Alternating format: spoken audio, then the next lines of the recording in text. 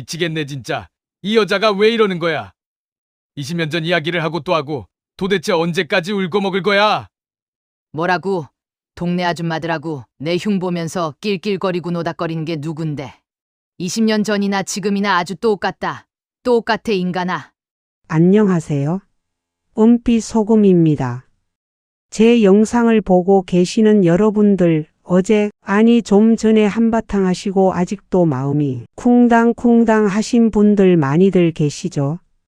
결혼하고 20년, 30년, 40년이 훌쩍 지났는데 왜 부부싸움은 끝나지 않을까요?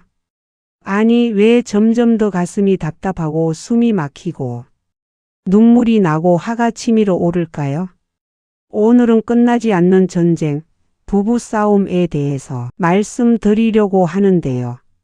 이제부터 제가 드리는 말씀을 끝까지 들어보시면 첫 번째, 이 지긋지긋한 부부싸움은 어떻게 시작되고 골마가는가? 두 번째, 끝나지 않는 부부싸움의 진짜 이유 5가지와 그 해결 방법은 무엇인가에 대한 답을 얻으실 수 있을 겁니다. 자, 이제 잘 들어보시고요. 그리고 함께 생각해 보시자고요. 여러분, 이제 시작하겠습니다. 첫 번째로, 부부싸움의 시작과 점점 더 골마가는 과정입니다. 여러분, 결혼하고 얼마 안 됐을 때를 한번 떠올려 보십시오. 밥 먹는 방식도 다르고 자는 습관도 다르고 말투도 다르고, 아, 이 사람은 밥을 이렇게 먹는구나. 와, 저 사람은 머리를 매일 감네. 처음에는 그게 귀엽기도 했습니다. 다정하게 맞춰주려고도 했고요. 하지만 시간이 지나면서 그 다름이 점점 불편해지기 시작했습니다. 성격도 많이 달랐습니다. 남편은 조용한데 아내는 수다스럽거나, 아내는 꼼꼼한데 남편은 대충대충이거나, 특히 시댁, 처가 문제가 생기면서부터 본격적으로 갈등이 시작됐습니다.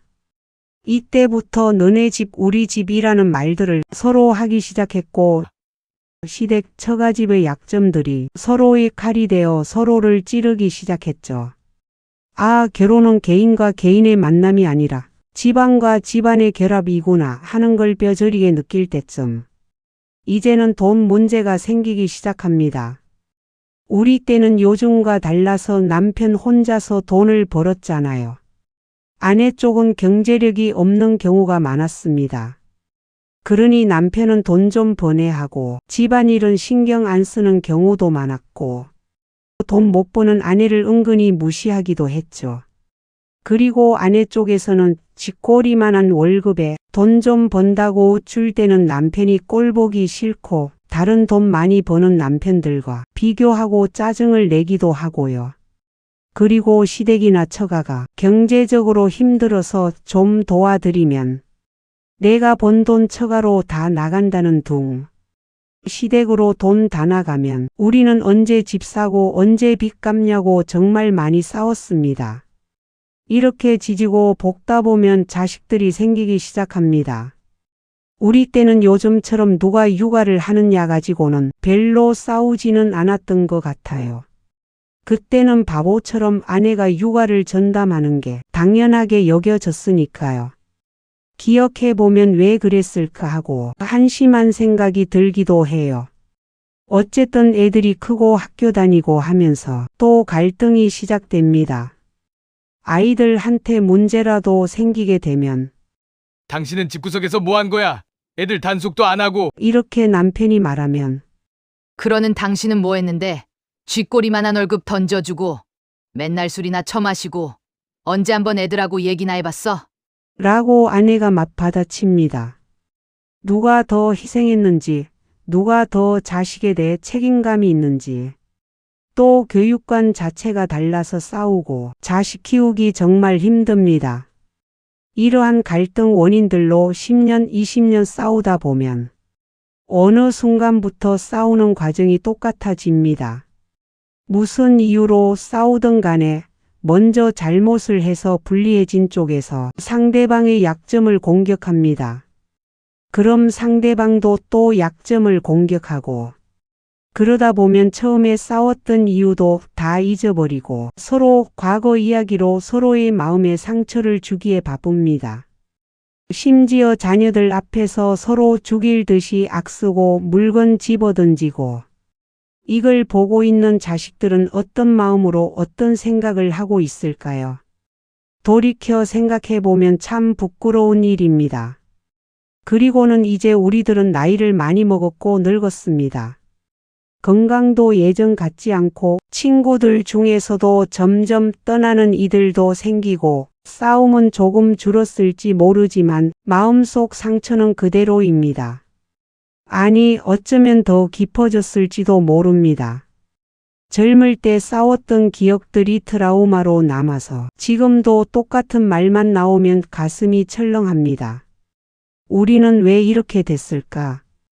이제 나이 들어서 이렇게 사는 게 맞나? 이런 생각 안 해보신 분 없으실 겁니다. 하지만 여러분, 더 늦기 전에 이제부터라도 달라져야 합니다. 그래야 1년 후, 3년 후에 얼굴이 달라질 수 있습니다. 남편이나 아내가 달라지지 않더라도 나 먼저 달라져야 합니다.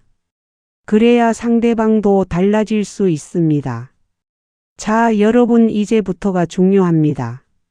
지금부터 우리 부부가 싸울 수밖에 없는 이유 5가지와 그 해결 방법 5가지를 말씀드리겠습니다. 해결 방법이라고 거창하거나 어려운 방법이 아닙니다. 자, 한번 들어보시죠. 첫 번째입니다. 여러분, 미국의 한 유명한 심리학자가 이런 책을 썼습니다.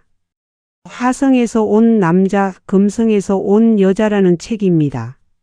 무슨 뜻일까요? 남자와 여자는 마치 다른 별에서 온 것처럼 다르다는 겁니다. 남편은 뭘 원할까요? 남편은 존중을 원합니다. 특히 나이 들수록 더 그렇습니다. 젊을 때는 직장에서, 사회에서 내 일이 있었고 내 자리가 있었고 인정받았습니다. 부장님, 사장님 소리 들었습니다. 그런데 은퇴하고 나니까 아무도 나를 필요로 하지 않는 것 같습니다. 집에만 있으니 할 일도 없고 나가봐야 같은 신세인 친구들이나 봐야 되고, 아내는 집에서 뭐 해요? 나가서 좀 놀다 와요 하고 짜증만 내고 말이죠. 남편 마음은 참 당황스럽고 내 자신이 참 한심스럽겠죠. 이때 남편이 원하는 건 당신 덕분에 우리 가족이 지금까지 잘 살아왔어요. 이제 마음을 좀 편안하게 먹으세요 하는 한마디입니다. 남편이 과거에 내게 했던 일들 때문에 이런 소리가 잘 안 나오시죠? 그냥 눈 딱 감고 얘기해 주세요. 이 한마디가 남편과의 간극을 줄이는 시작입니다. 그럼 아내와의 차이를 줄이려면 어떻게 할까요? 그럼 아내라는 여자들은 뭘 원하는지 알아야 되겠죠. 아내라는 여자들은 공감을 원합니다. 오늘 다리가 너무 아팠어. 요즘 애들이 전화도 안 해서 서운해. 이럴 때 남편이 뭐라고 합니까? 병원 가봐. 애들 바쁘지 뭐. 아내는 해결책을 원한 게 아닙니다. 그랬구나, 힘들었겠네. 이 한마디를 원했던 겁니다. 그런데 남편은 평생 문제를 해결하는 훈련을 받았습니다. 군대에서도 회사에서도 그랬으니까요. 아내는 평생 감정을 나누는 삶을 살았습니다. 친구들과 자식들과 그렇게 살아왔으니까요. 노년기에는 이러한 남녀의 차이가 더 크게 드러납니다. 왜냐하면 24시간 함께 있으니까요. 직장도 없고 아이들도 다 컸고 오로지 둘만 남았으니까요. 그럼 어떻게 할까? 여러분, 중요한 건 이겁니다. 이 차이를 절대 고쳐야 할 문제로 보지 마십시오. 이걸 남편, 아내가 고쳐야 할 문제로 보는 순간 싸움이 멈출 수가 없습니다. 이건 서로 인정하고 전제로 삼아야 할 조건입니다. 원래 남자와 여자는 다르구나. 저 사람은 저렇게 행동하는 게 자연스러운 거구나. 로마의 황제였던 마르쿠스 아우렐리우스는 이렇게 말했습니다. 사람들이 우리를 힘들게 하는 것은 그들이 다르다는 사실을 받아들이지 못하기 때문이다. 30년, 40년, 50년을 같이 살았으면 이제는 다름을 인정할 때가 됐습니다. 남편이라는 남자 여러분, 아내가 하는 말에 해결책을 주려고 하지 마시고 먼저 그냥 그랬구나 하고 공감해 주세요. 해결책은 그 다음입니다. 아내라는 여자 여러분, 남편에게 지금까지 수고했어요 하시고 남편의 자리를 있는 그대로 인정해 주세요. 그게 평화의 시작입니다. 이제 두 번째 갈등 원인과 해결 방법입니다. 이건 한마디로 시대가 우리에게 남긴 상처입니다. 위에서도 잠깐 언급했듯이 우리 젊었을 때는 남자는 밖에서 일하고 여자는 집에서 살림하는 게 당연했습니다. 지금 생각해보면 말도 안 되는 남존여비라는 말도 있었고 가부장제도가 당연했습니다. 남편은 밖에서 고생하는 만큼 집에서는 왕처럼 대접받고 싶었고 아내는 집에서 평생 헌신했는데도 인정받지 못했습니다. 내가 당신을 먹여 살렸어. 당신이 뭘 했다고 그래요? 그럼 나는 뭐예요? 이런 싸움 안 해보신 분 없으실 겁니다. 이건 누구 잘못일까요? 여러분, 이건 개인의 잘못이 아닙니다. 독일의 철학자 한나 아렌트는 이렇게 말했습니다. 개인의 행동은 자신이 살았던 시대의 영향을 벗어날 수 없다. 우리는 그런 시대를 살았습니다. 그렇게 배웠고 그렇게 살 수밖에 없었습니다. 남편이 억압적이었던 건 그 시대가 그렇게 가르쳤기 때문이고 아내가 억눌렸던 건 그 시대가 그렇게 강요했기 때문입니다. 그래서 내가 당연하다고 여기는 사실에 상대방은 절대 아니라고 하니 당연히 갈등이 생길 수밖에 없겠죠. 동생들 시집 장가 보내는 건 당연한 장남의 도리라고 생각하는 남편. 지금 나하고 내 새끼들은 남의 집 사글세 사는데 빚내서 자기 동생들 결혼 비용 떼는 남편이 이해가 안 되는 아내. 그때의 사회통 염상 싸움이 될 수밖에는 없었고 아직도 앙금이 남아있을 수밖에 없습니다. 그럼 지금 우리는 어떻게 해야 될까요? 이제는 이렇게 생각해 보십시오. 우리는 그 시대의 어쩔 수 없는 피해자였다. 맞습니다. 남편도 피해자고 아내도 피해자입니다. 남편 여러분, 아내가 평생 얼마나 힘들었을지 한번 생각해 보십시오. 자기 이름 석자보다 누구누구 아내, 누구누구 엄마로만 불렸던 그 인생을 변변한 옷 한 벌 없이 시댁일은 물론 남편 아이들을 위해서 열심히 달려온 인생을 아내 여러분, 남편도 평생 무거운 짐을 지고 살았습니다. 아들이라는 책임감, 가장이라는 책임감, 가족을 먹여 살려야 한다는 압박감. 이제는 서로를 가해자로 보지 말고 함께 힘든 시대를 살아낸 동지로 봐주십시오. 당신 고생 많았어. 당신도 힘들었겠다. 이 한마디 한마디가 얼마나 서로에게 큰 위로가 되는지 꼭 한번 느껴보시기 바랍니다. 이제 세 번째, 아이들이 떠나고 남은 빈자리입니다. 자식들 다 키워서 출가시키거나 요즘은 돈 벌기 시작하면 나가 사는 경우도 많죠. 이제 부부 둘만 남았습니다. 처음에는 좋았습니다. 이제 우리 둘이 편하게 살자. 그런데 며칠 지나니까 뭔가 허전합니다. 30년, 40년을 자식 중심으로 살다가 갑자기 자식이 사라지니 집이 너무 조용합니다. 할 일도 없습니다. 그러다 보니 부부가 서로만 쳐다보게 됩니다. 저 사람은 하루 종일 뭐 해? 나는 이렇게 외로운데 저 사람은 아무렇지도 않은가? 자식들이 있을 때는 자식이 완충장치 역할을 했습니다. 부부가 싸우려고 해도 아이들 보는 데서는 참자 했고 막말로 아이들 어렸을 때는 남편 닮은 얼굴 보고 화풀이도 했고 말 잘 들어주는 딸내미 앉혀놓고 남편 욕도 하고 술김에 큰아들에게 아내 흉도 많이 받습니다. 그리고 한바탕 싸우고 외로워도 괴로워도 아이들이 채워줬습니다. 그런데 이제 그게 없습니다. 외로움, 공허함, 무료함. 이 모든 감정이 배우자에게 집중됩니다. 사소한 일에도 더 짜증이 나고 갑자기 저 인간이 옛날에 했던 못된 짓이 생각나서 가슴이 쿵쿵거리며 요동칩니다. 아이고, 그럼 이제 어떻게 해야 되나요? 미국 심리학회에서 연구한 결과가 있습니다. 빈둥지 증후군이라고 하는 건데 자식이 독립한 후 앞에서 말한 여러 이유들 때문에 부부 갈등이 증가한다는 겁니다. 그럼 다시 자식을 불러야 할까요? 아닙니다. 의외로 해결책은 간단합니다. 배우자를 내 인생의 전부로 만들지 마십시오. 고대 그리스 철학자 아리스토텔레스는 이렇게 말했습니다. 우정과 사랑은 서로의 삶이 되는 것이 아니라 서로의 삶을 잘 지켜볼 수 있는 관계가 되는 것이다. 부부라는 관계도 마찬가지겠지요. 각자의 세계를 가지십시오.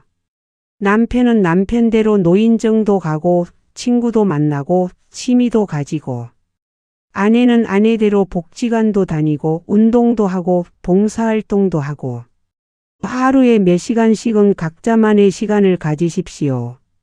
그럼 어떻게 될까요? 외출하고 돌아와서 저녁을 먹을 때 오늘 뭐 했어? 하면서 새롭고 다양한 이야기 거리가 생깁니다. 물론 밥맛도 더 좋겠죠. 24시간 붙어 있으면 답답합니다. 적당한 거리가 필요합니다. 지금 당장 나가서 움직이세요. 다음은 네 번째로 지금까지 살아온 인생에 대한 분노입니다. 노년기는 인생을 되돌아보는 시기입니다. 나는 잘 살았나? 내 인생은 의미가 있었나? 내 스스로 이런 질문을 많이 하게 됩니다. 그런데 여러분도 저도 대부분이 만족스럽지 못합니다. 이제껏 난 뭐 한 게 있나? 내 인생은 왜 이 모양이지 미치겠네. 이 불만족, 이 후회, 이 서운함을 도대체 누구한테 화풀이하게 됩니까? 바로 옆에 있는 남편 아내입니다. 당신 때문에 내가 이렇게 됐어. 당신만 아니었으면 이렇게는 안 됐을 거야. 나는 평생 가족을 위해 돈 벌고 희생했는데 단 한 명도 알아주지 않아. 이제껏 나는 나를 위한 인생을 산 적이 없어. 다 김씨들만을 위해서 살았다고. 미국의 심리학자 에릭 에릭슨은 노년기의 과제를 이렇게 정의했습니다. 자아통합과 절망. 좀 어렵죠? 자아통합이란 뭘까요? 내 인생이 완벽하지는 않았지만 그래도 나름 의미가 있었다. 이렇게 받아들이는 겁니다. 절망이란 뭘까요? 내 인생은 실패였어. 이렇게 후회만 하는 겁니다. 또한 스위스의 심리학자 칼 융은 이렇게 말했습니다. 인생의 후반은 그동안의 외적 성취보다 현재의 내적 의미의 문제다. 이 말들이 의미하는 건 이겁니다. 절대 바꿀 수 없는 지나온 과거의 외적인 인생의 결과물보다 지금 마음먹기에 따라 달라질 수 있는 현재와 미래를 위해서 생각하고 행동하자는 겁니다. 아주 간단한 이야기지만 우리는 항상 이 점을 생각하지 못하고 괴로워합니다. 후회와 반성의 차이가 뭘까요? 후회는 과거에 집착하지만 반성은 미래를 계획하게 합니다. 그리고 내 잘못을 인정하고 내 행동으로 상처받은 상대방에 대한 진심 어린 사과가 반성의 시작이면 당연한 것이겠죠. 내 남편, 내 아내가 과거의 내 삶에 어떤 안 좋은 영향을 미쳤는지 집착하지 마세요. 내가 내 배우자의 인생에 어떤 부정적인 영향을 미쳤는지 반성하고 상대방에게 사과하고 앞으로는 긍정적인 영향을 줄 수 있도록 항상 생각하고 실천해야 됩니다. 부부 각자가 이런 노력을 할 때 서로의 삶을 인정하게 되고 서로의 인생을 평가하고 깎아내리지 않게 됩니다. 내 인생에 비추어 배우자의 인생을 채점하지 마세요. 배우자는 당신이 채점하는 대상이 아니고 지금까지 같은 길을 걸어온 가장 소중한 친구입니다. 자, 이제 마지막 5번째 원인과 해결 방법입니다. 어찌 보면 이 문제는 어렵고 무거운 주제일 수 있습니다. 바로 건강 문제와 돌봄에 관한 이야기입니다. 저나 여러분들이나 나이가 들면서 몸이 예전 같지 않습니다. 남편은 당뇨가 있고 아내는 관절염이 있고 한쪽은 고혈압 한쪽은 심장이 안 좋고 병원 가는 날이 늘어나고 약 먹는 것도 많아지고 몸이 불편한 날이 많아집니다. 이때부터 조금씩 갈등이 생깁니다. 돌봐주는 사람과 돌봄받는 사람의 갈등. 남편이 아프면 아내가 병원 같이 가고 약 챙겨주고 식사 조절해주고 처음에는 그래도 괜찮습니다. 당신 아픈데 내가 챙겨줘야지. 그런데 1년, 2년, 3년 계속되면 조금씩 지칩니다. 나도 아픈데 누가 나는 챙겨줘. 당신만 아파? 나도 힘들어. 돌봄 받는 쪽도 마음이 불편합니다. 내가 폐만 끼치네. 차라리 혼자 있는 게 낫겠다. 그러다가 자존심이 상하면 화를 냅니다. 아니, 내가 병원 가고 싶어서 가는 거야? 가만히 있어도 힘들어. 제발 뭐라고 하지 마라. 당신은 나중에 안 아플 것 같아. 그때 두고 보자고. 어디 한번. 서로 지치고 서로 서운하고 게다가 젊었을 때 위에서 말했던 여러 가지 갈등이 있었던 부부라면 서로가 더 얄미워지고 상황은 더 심각해지겠죠. 몸도 아프고 마음도 아프고 건강 문제가 부부 관계까지 아프게 만듭니다. 그럼 이 문제는 어떻게 할까요? 여러분, 이건 자연스러운 겁니다.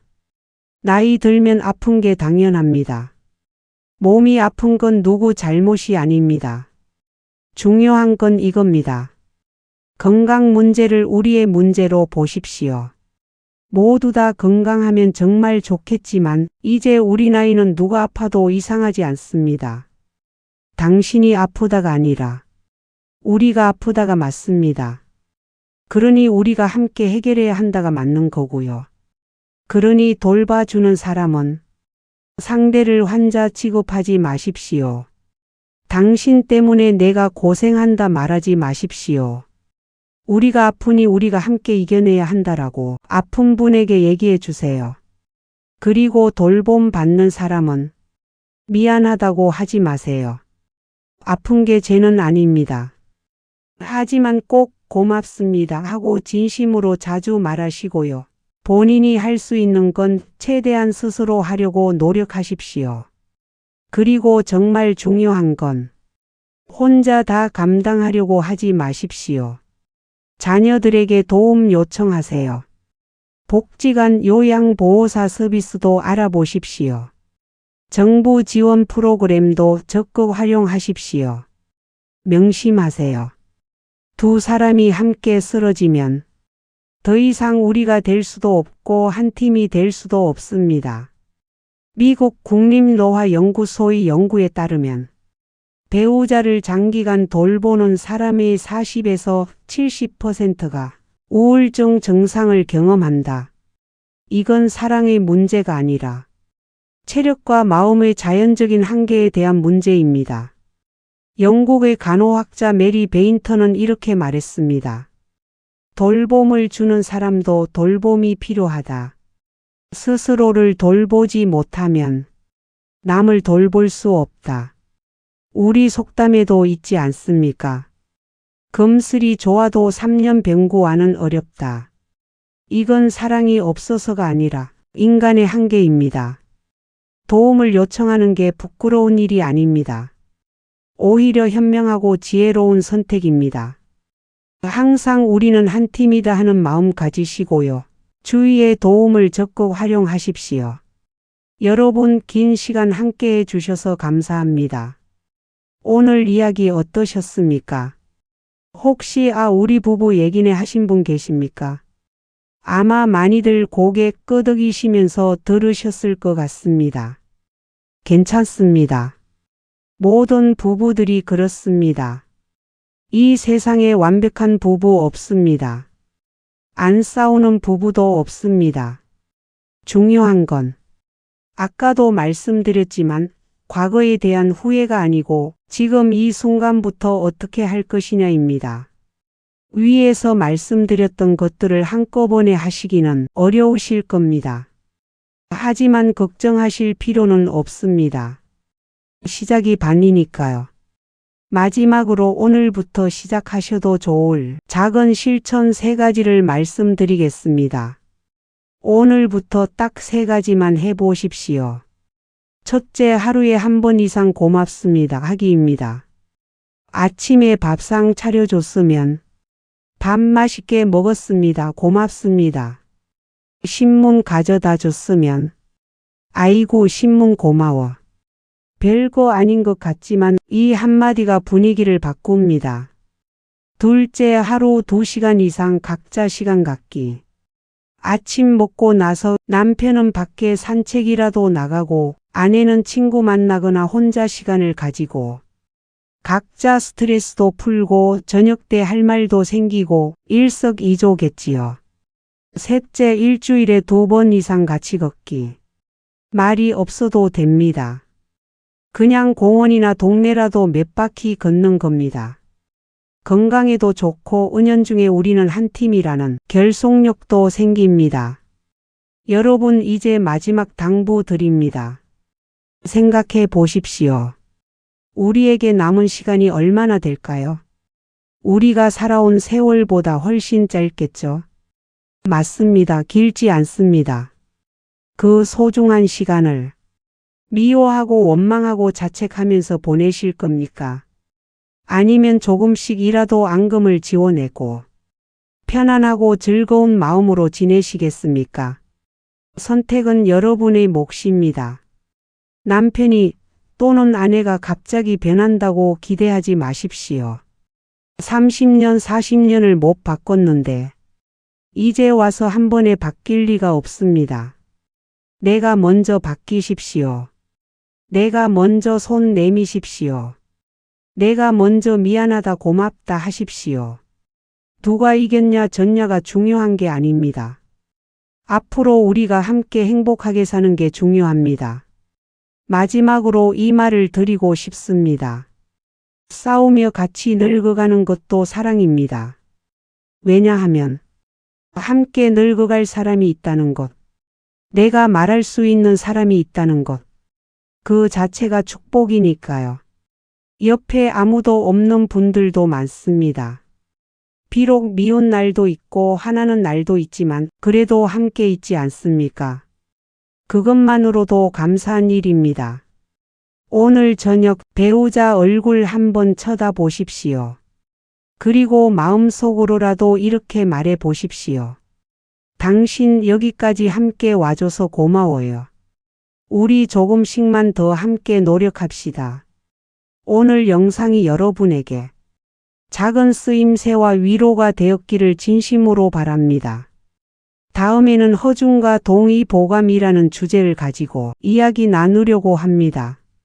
여러분들의 몸과 마음의 건강에 대해서는 물론이고 재미있고 유익한 일화들도 말씀드리려고 합니다. 오늘도 이렇게 제 이야기를 들어주셔서 너무나 감사드립니다. 항상 건강하시고 행복하시길 바랍니다. 감사합니다.